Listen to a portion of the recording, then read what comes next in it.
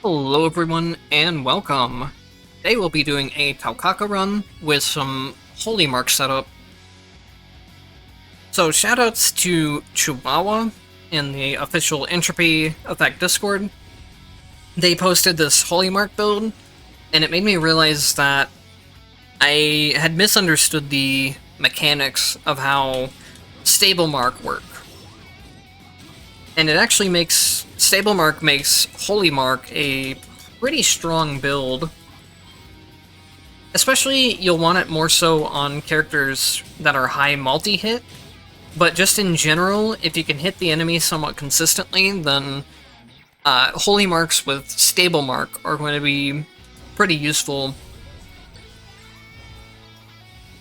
So the way that Holy Marks normally work is that you dash around an enemy, you'll see that that mark show up right there, and then the first time you hit that enemy, the mark will detonate to deal extra damage. What Stable Mark does instead is, you can basically think of it as, instead of the mark detonating on the first hit, the mark now turns into a timed debuff effect. As long as that mark is on them, anytime you hit them, they're going to be taking the extra damage that the mark would deal. Instead of detonating, it just gives you bonus damage each time you hit them. It does feel like there's a very small cooldown on how often you can trigger the marks, but it's a low enough cooldown that you can do very high DPS with it. And then here we picked up Lightwave, because Lightwave will activate my Supreme Mark that I picked up at the beginning. This is another description that I feel is really misleading. Lightwave can trigger the Holy Marks and make Holy Marks deal 110% more damage. The way they've added that all to one sentence makes it sound like the Holy Marks only deal the extra damage if they are triggered by a light wave. But what it actually does is just now the the Holy Marks deal extra damage, just in general. It doesn't need to be triggered by a light wave, it just happens all the time. So now, we've got light waves that... we've gotten Holy Marks that stay on constantly and apply every time you deal damage to the enemy, and then they're doing double damage because of the red effect. This makes a very strong combination between the two things, where my light waves... I don't know why I keep calling them light waves. They're not the same thing. But anyways, my Holy Marks are doing 1,000 damage right now, and that's something that can be reapplied constantly as I hit enemies a bunch of times. It is a very, very powerful combination of things.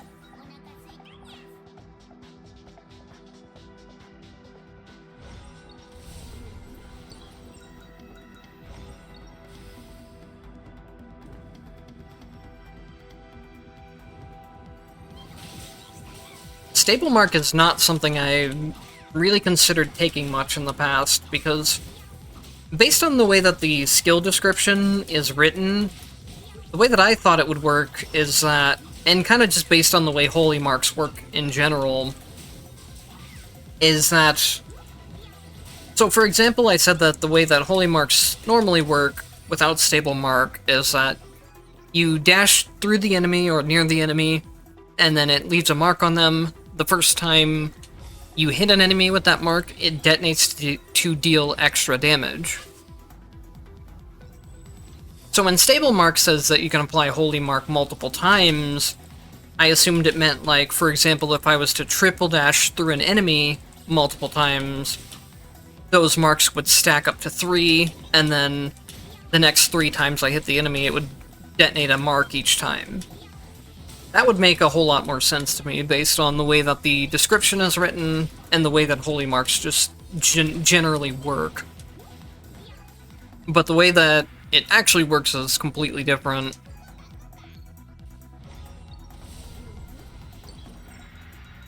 I feel like they really need to specify that more. And that's the problem that happens all over the tactic and legacy passive descriptions. Things will just be very vague to the point of where you can easily miss out on what a mechanic actually does.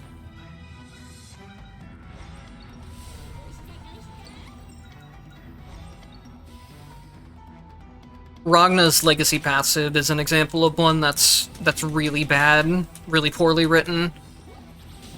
It says that it gives you a skill damage increase whenever your HP is reduced, but for one, what it actually means by HP being reduced is using Ragna's drain mechanic.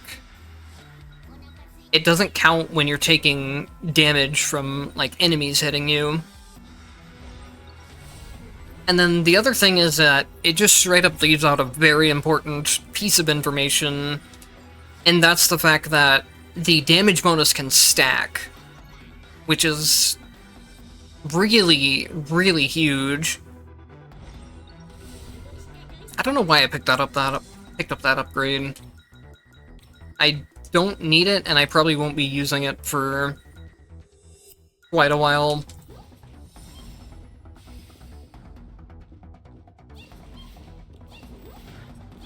But anyways, for potentials, we've been picking up the triple dash. That way we're a lot more just mobile in general.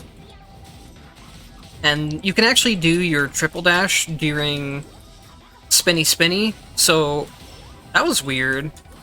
It was like my spinny got delayed or something. But yeah, you can do your triple dashes during spinny in order to apply holy marks even when you're in that form. And then we're picking up spinny because it will trigger the holy mark damage a bunch of times in a row. So if you can see, I do it there. I'm getting a whole bunch of extra damage hits from the holy marks.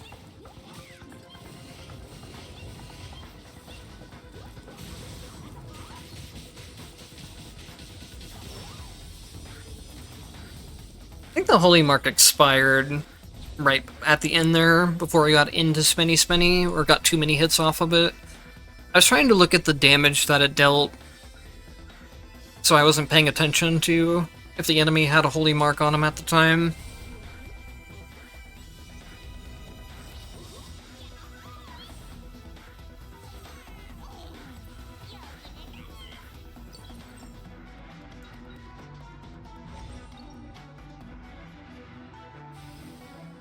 And then the shadow clones for Taukaka are something you can pick up. No matter what run you're doing with her, they'll always be pretty powerful. They're really easy to sustain as well, in terms of SP cost. Especially once you get the upgrade where they last longer. Shouldn't have too many problems being able to keep them up constantly.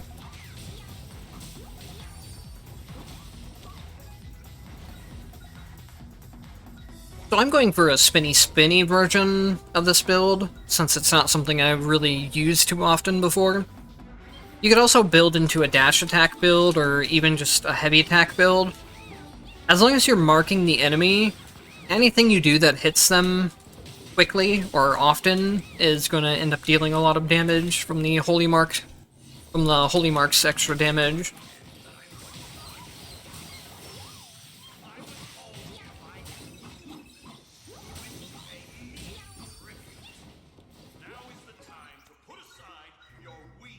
Then another thing we'll be adding on to this build is Mark Flash. Enemies inflicted with a Holy Mark have a chance to trigger Flash when they attack or take a hit. Flash is a pretty nice debuff that makes enemies miss their attacks, so having that go off automatically as we're attacking stuff is pretty useful, instead of having to manually use it on the Legacy skill button, which has a pretty long cooldown. Flash does have a cooldown on bosses, so it's not like you'll be able to permanently avoid boss attacks, but even then, Flash can save you a lot of times in boss fights.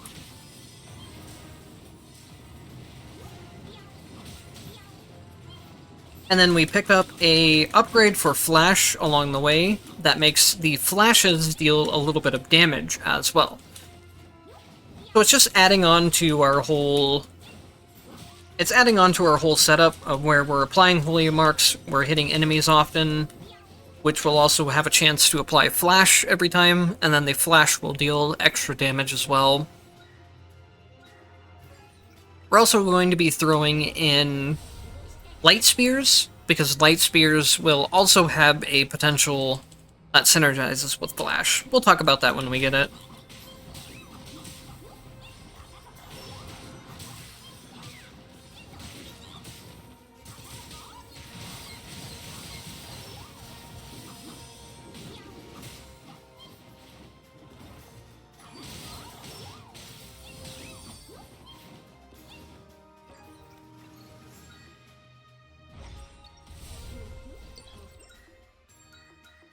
Something I need to get more used to on playing Taukaka is...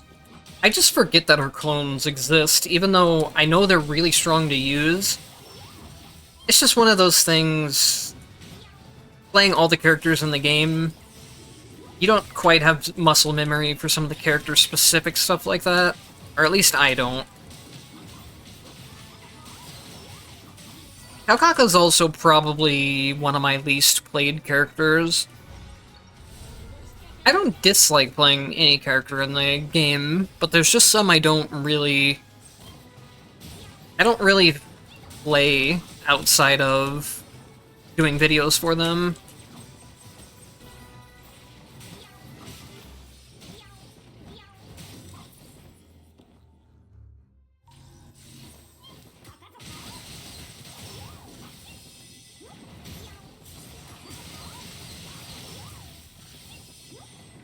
Another thing that kind of synergizes well with the spinny build is taking Hazama as a legacy character. Since Hazama will give some extra MP return, and you'll be in the range of it anyways since you're doing spinny. So also, another thing, in terms of skill descriptions, is going to be like the theme of this video, I guess, is skill descriptions just aren't good. We're also taking Ice Spike Mark. It says the Ice Spike can inflict Holy Mark on enemies and cause explosions, dealing 190 damage. That first part is just straight up incorrect. The Ice Spikes do not apply any... You can see that they don't apply Holy Marks at all.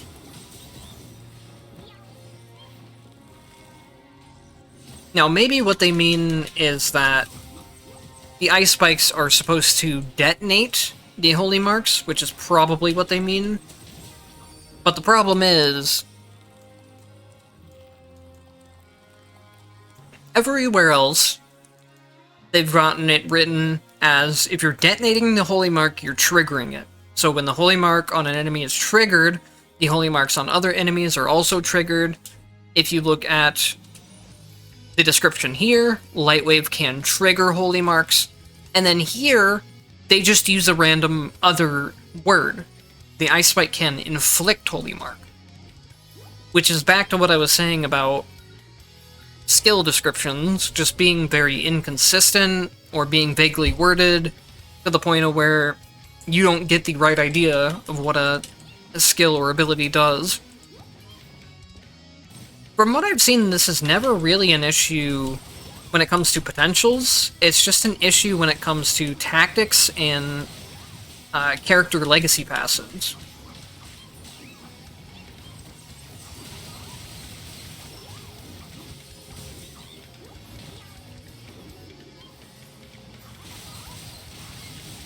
Another thing that's really inconsistent between the character legacy passives is that sometimes they will tell you, like, if a buff lasts for a certain duration, they will tell you the exact duration, and other times they'll just say the buff lasts for a time, or a duration, And stuff like that really annoys me.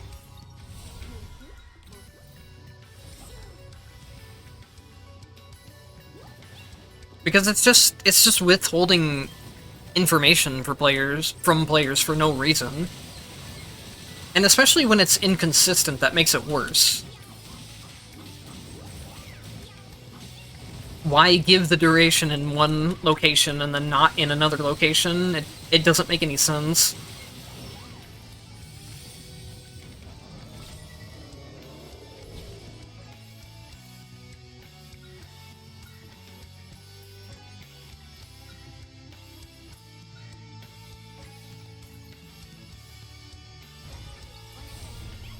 So anyways, you can kind of see just how powerful the build is once some things start coming together. I was able to just blend through the tree there, basically by doing nothing, except for pressing the skill button and dashing around a bunch of times.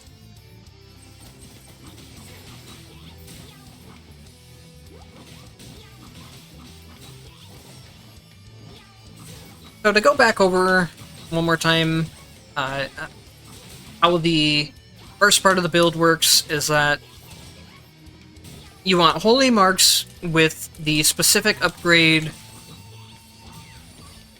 What's it called?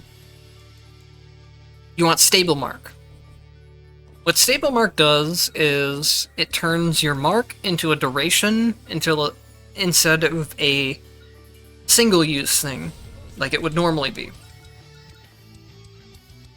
Then when that duration is going, the entire time you hit an enemy, you're dealing the holy marks damage. You're dealing a little bit less than the basic holy mark damage, but the DPS increase is so much better.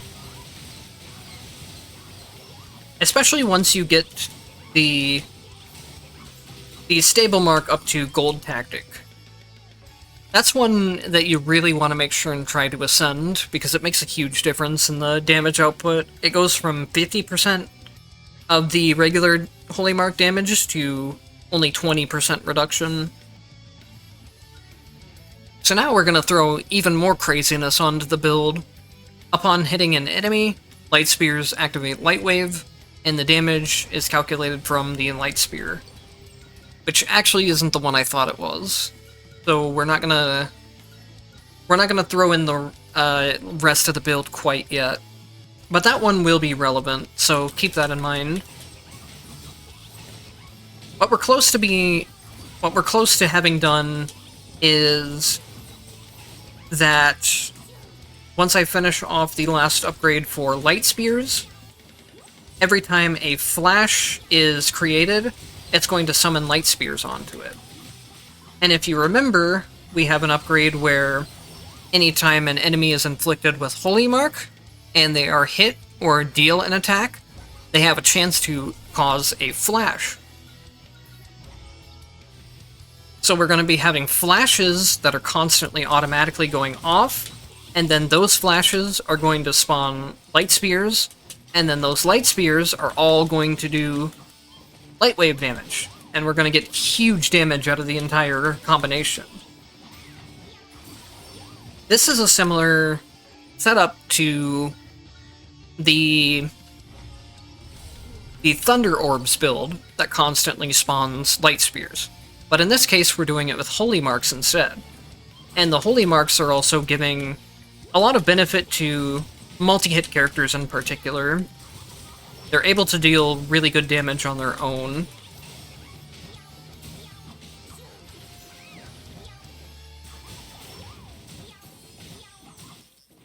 So not only do we have a build that is kind of scaling up the character's DPS pretty well as you hit enemies quickly, we also have a build that's going to be firing off a lot of automatic light spears. So this is what we're looking for, Flash Light Spear. When Flash spawns, shoot Light Spear at it, dealing 900 damage. Make sure you don't take the upgrade on accident where light spears apply flash instead of flash applying light spears. There's two of them, and they both do the opposite thing.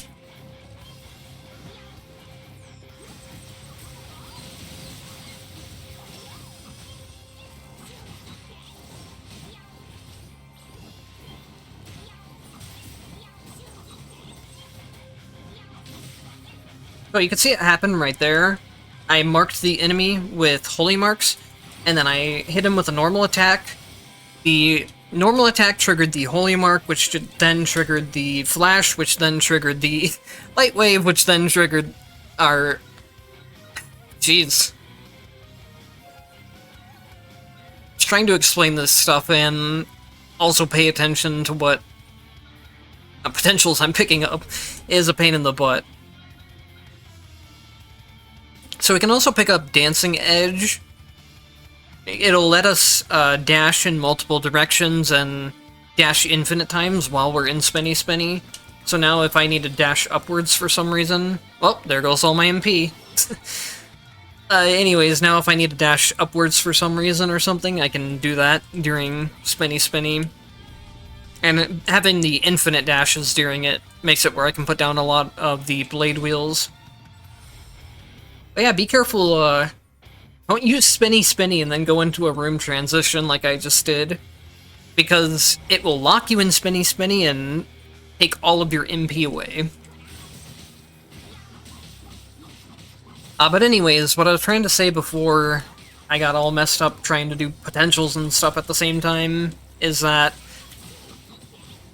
So the whole chain, how the whole chain of things works is that you apply a holy mark to something, and then the holy mark has a duration on it where you can apply the holy mark damage as many times as you want during that duration, thanks to stable mark. And then every time you're hitting the enemy with the holy mark, they have a chance to create flash.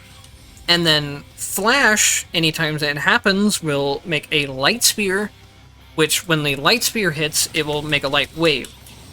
We're setting off just a huge chain reaction of events here.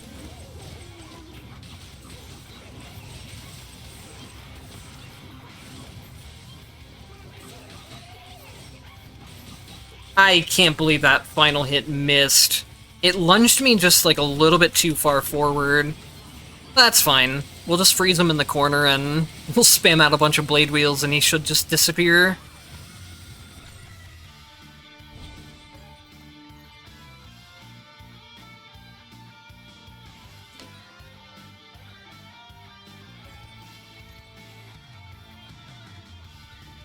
We really need the extra dash attacks now. There we go. Dancing Edge. Dancing Edge feels really awkward when you can only use it once instead of 3 times. Also, I really don't like Dancing Edge in general, but for this build I kinda need to take it for the infinite dashing and Spinny Spinny.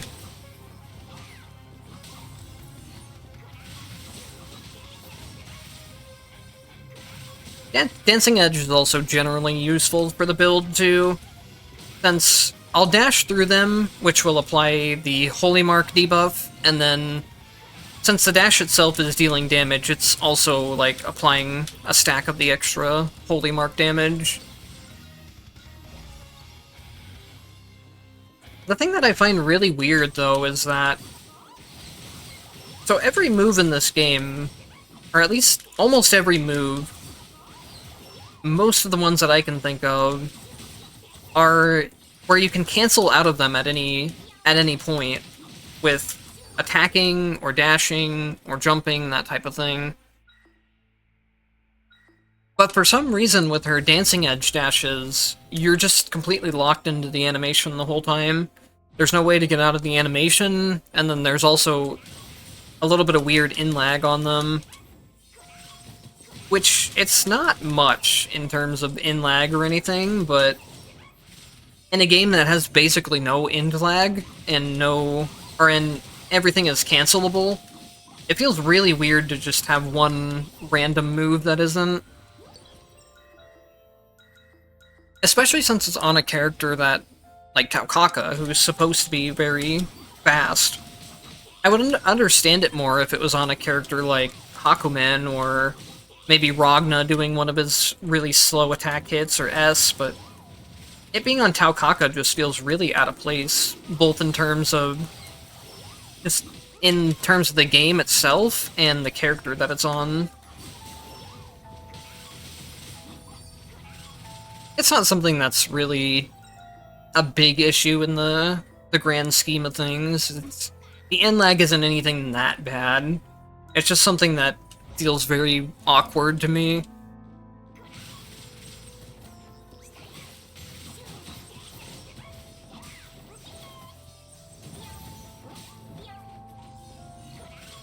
Trying to think of what move would be a good way to, like, show off what I mean. I can probably show it off with the final hit of the dash attacks. I'll have to do that when I'm done with this room, though.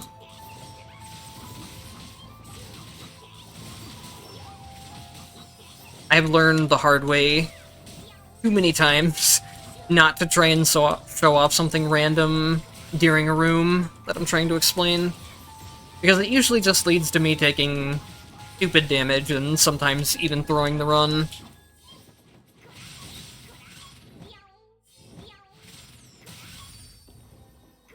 Do I get a potential? I should hopefully get a potential in this exchange.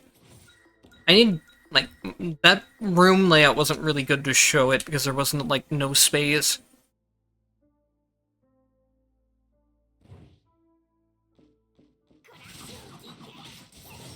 So you can see that even though I'm doing, like, a really heavy strike in the final hit of this move, I can instantly jump out of it to cancel it. Or I can just do, like, a dash or something like that. I can't attack out of it, but jump canceling and dash canceling generally works for any move in the game.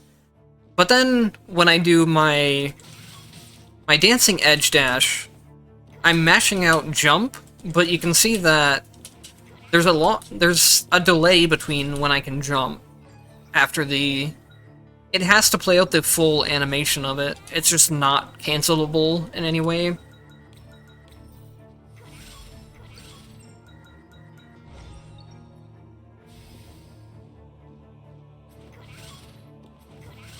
There's also just a very small lockout for what I consider int lag, where the animation is done, but I just can't attack.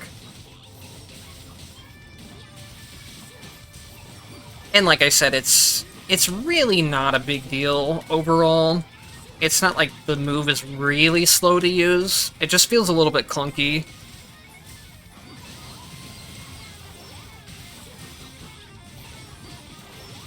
Especially in the context of the game it's in, with everything just being cancelable. Or, I won't say quite everything is, but most things are.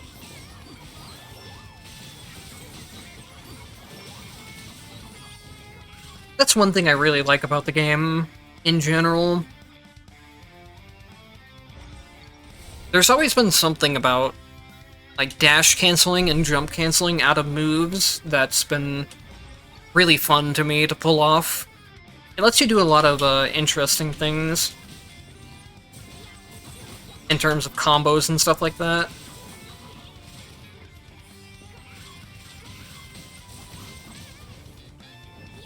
Oops.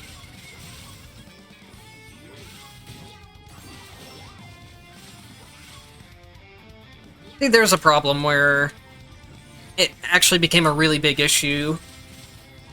Since I'm locked into the total direction, or the total distance, I mean, that the dash is going in. So it made it really awkward to get down where I was trying to.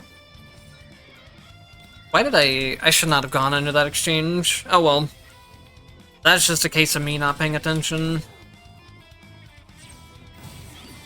Speaking of not paying attention, I don't think I've used my clone for like 75% of this run. So check this out, by the way. Since Taukaka has infinite, or she can get infinite dashes with her dash attack, and you can angle them up and stuff, you can just come up here and bully Nan.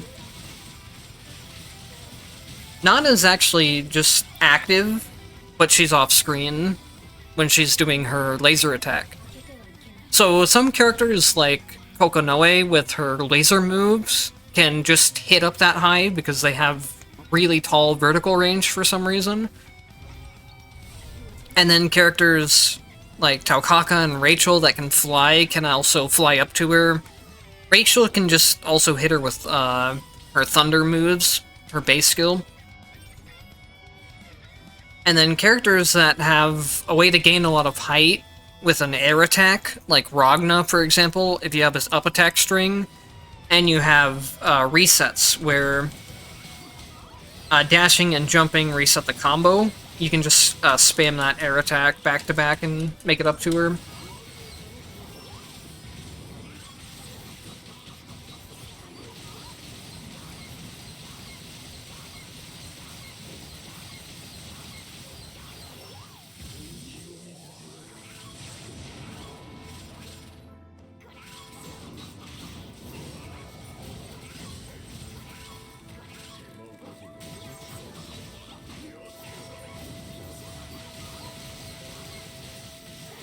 I really need to put my clones on before I do this. Now the damage should go up quite a bit.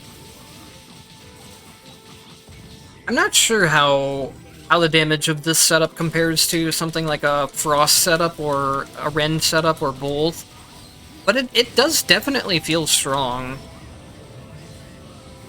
I've even taken this into Transcended 100 runs.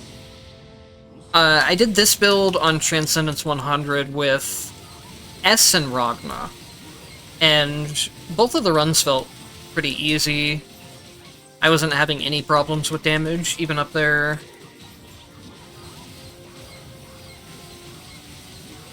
Transcendence is something I have really mixed feelings on. Now that I've done a lot more runs on it, some on 100, some on 75, it doesn't really feel like the Transcended runs are that much more difficult.